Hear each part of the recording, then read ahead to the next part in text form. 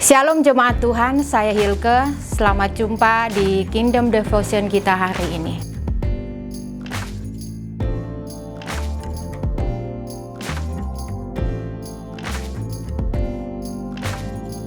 Saudara yang dikasih Tuhan, ayat perenungan kita hari ini terdapat dalam Kejadian 20 ayat 1 dan 2. Tertulis demikian. Lalu Abraham berangkat dari situ ke tanah Negeb, dan dia menetap antara Kades dan Syur. Ia tinggal di Gerar sebagai orang asing. Oleh karena Abraham telah mengatakan tentang Sarah istrinya, dia saudaraku, maka Abimelek raja Gerar menyuruh mengambil Sarah. Saudara yang dikasih Tuhan, di wilayah Gerar Abraham tinggal sebagai orang asing. Menjadi orang asing dalam satu negara pasti akan menemukan kendala yang harus dihadapi. Ada ketakutan yang tidak bisa, mungkin keadaan tidak menerima, dan juga merasa didiskriminasi. Kekhawatiran itu lebih membuat Abraham merasa takut.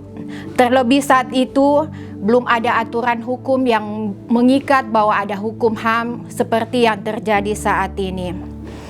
Abraham merasa takut kalau dia dibunuh. Itu sebabnya dia takut mengakui Sarah sebagai istrinya, melainkan saudaranya. Walaupun kita tahu bersama bahwa Sarah itu memang saudaranya, tapi dalam hal ini Abraham melakukan suatu kesalahan. Dia berdusta.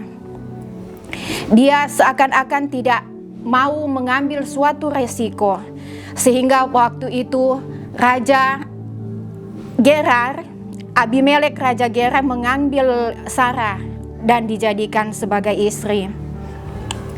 Tapi kita tahu bersama Tuhan mencegah semua itu sehingga Gerar tidak jadi mengambil Sarah sebagai istrinya. Apa yang dilakukan Abraham adalah, mungkin kita bertanya, apakah sikap terbaik seperti ini, dan apakah begini caranya Tuhan memberkati Abraham? Tentu saja sikap dan tindakan Abraham itu lahir dari keinginan dia dan karena perasaan takutnya dia.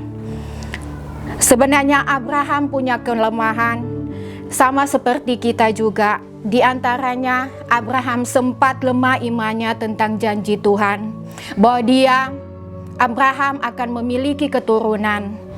Bahkan dia sempat tertawa seperti yang dilakukan Sarah karena dia tidak percaya akan janji Tuhan. Dan di sini di wilayah Gerar, Abraham menunjukkan sikap bimbang dan takutnya meskipun dia sudah pernah didatangi Tuhan dan menerima janji Tuhan secara pribadi.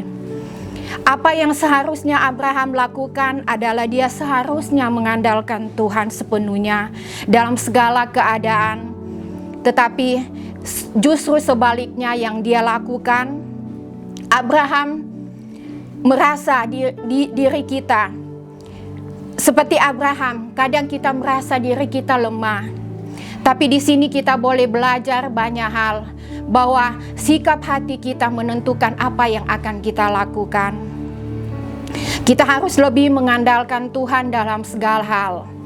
Firman Tuhan tidak menutup kelemahan Abraham, meskipun Abraham disebut bapa dari orang beriman. Sebagai bapa dari orang beriman, Abraham pun bisa jatuh dalam kelemahan, tapi dia menyadari dan bangkit lagi oleh karena kasih karunia Tuhan. Saudara yang dikasih Tuhan, rema firman Tuhan kita adalah, mari andalkan Tuhan dalam segala keadaan, termasuk keadaan yang membuat kita tidak percaya bahwa kehidupan kita ini tidak dikendalikan oleh Tuhan. Karena kita percaya Tuhan sanggup membela, membentengi dan menolong kita dalam setiap keadaan dengan kuasa-Nya. Hindari keputusan dan tindakan yang lahir dari ketakutan dan kekhawatiran, dan andalkan Tuhan serta percaya pada firman-Nya, supaya kita dapat mengambil tindakan terbaik seturut kehendak Tuhan. Dalam Yeremia 17 ayat 7 tertulis demikian, Diberkatilah orang yang mengandalkan Tuhan, yang menaruh harapan pada Tuhan. Amin. Kita satu dalam doa. Bapa yang kekal, Bapa terima kasih, kami mengucap syukur Tuhan untuk firman-Mu yang kami baca hari ini, yang kami renungkan hari ini Tuhan. Mengajarkan kami Tuhan untuk tidak khawatir Tuhan, untuk tidak takut, dan mengajarkan kami Tuhan untuk selalu mengandalkan-Mu dalam setiap keadaan kami Tuhan. Karena dalam kekuatan itu Tuhan kami boleh berjalan Tuhan hanya seturut dengan kehendak-Mu saja. Terima kasih Bapa, terima kasih Tuhan.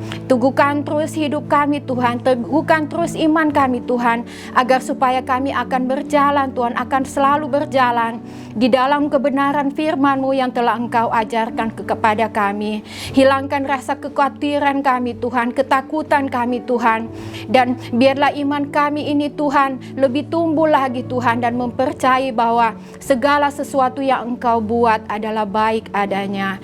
Terima kasih Bapa, terima kasih Yesus. Inilah doa kami dalam nama Yesus Kristus. Haleluya, puji Tuhan. Amin.